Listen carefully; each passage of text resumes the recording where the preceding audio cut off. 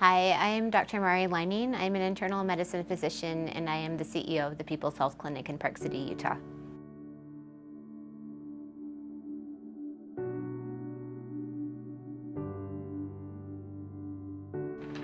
I run the People's Health Clinic, which is a free clinic for the uninsured members of Summit and Wasatch counties in Utah.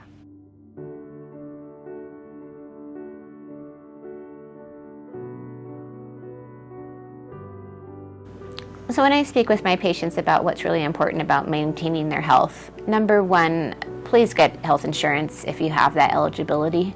I have so many patients that wish they could have that privilege and they do not. So if you can, please explore those resources. It's just incredibly important to be able to have basic healthcare access.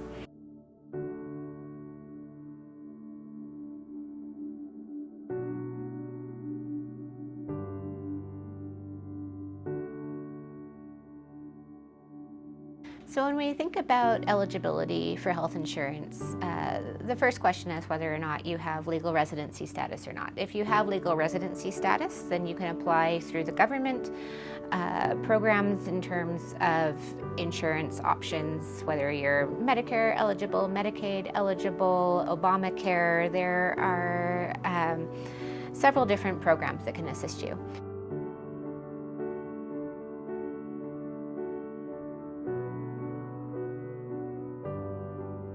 If you do not have legal residency status, and this includes DACA recipients, so people who are deferred action childhood arrivals in the United States, then your options do become limited to having an employer who is willing to offer you an insurance package with your job.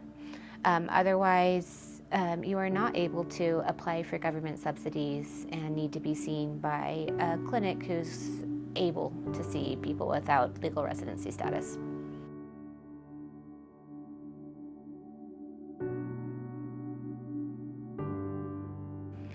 My thoughts about taking responsibility for your own health. I would say in order to be able to do that, we need to help people have the tools and the support to be empowered enough to take control of their health. And so if you're living in poverty, if you don't have stable housing, if you've got food insecurity, even if you're being labor trafficked, which is true for some of our patients, then it's not right for me as your physician to ask you to take control of your health. It's my role to make it as easy as possible to have equitable healthcare access that lets you find the resources you need to succeed.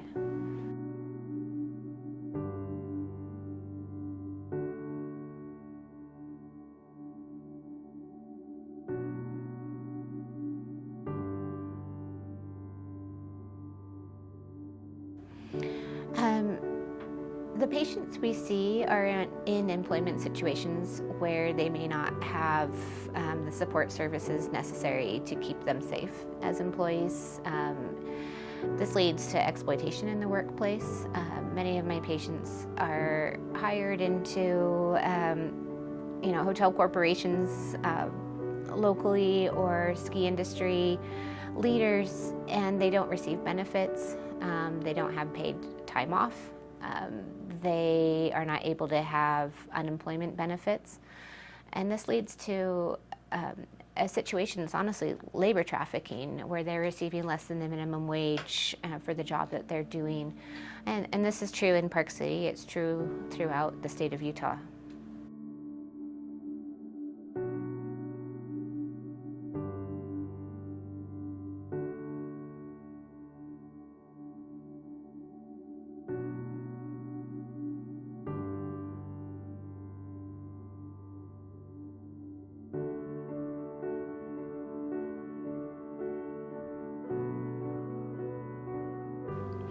So at the People's Health Clinic, the majority of our patients have undocumented residency status and are not eligible for government subsidies such as Medicaid, even though the majority of my patients live below the federal poverty level.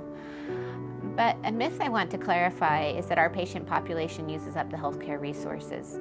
In fact, the majority of our patients, almost all of them, pay taxes, yet they don't receive the benefits of government subsidies. These are incredibly hardworking members of our community who fulfill roles that our economy is very dependent on, including in the tourism industry in Park City and throughout the state. And the very least we can do as a responsible state, as a responsible community, is to make sure that these individuals who are providing essential roles actually have the healthcare resources they need to be able to thrive.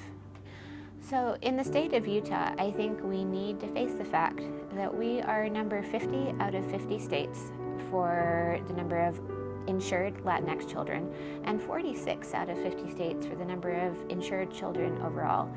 Utah has between 80 to 100,000 children who do not have health insurance, and that is just wrong, and it is not good for our society.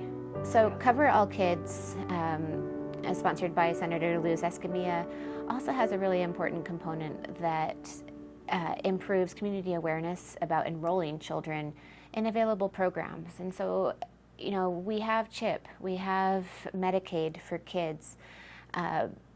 Please know that those resources are there and that your local health department or pediatric office can help you enroll if you need help.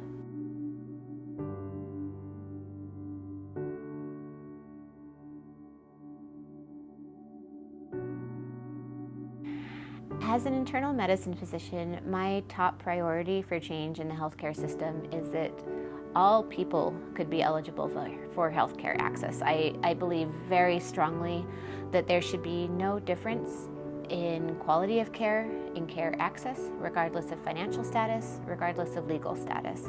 And that is something that we have the capacity to fix in this country. We are a wealthy country with health statistics that are well below many countries in the world who are less financially well off than we are. I don't think we have an excuse. We need to fix this.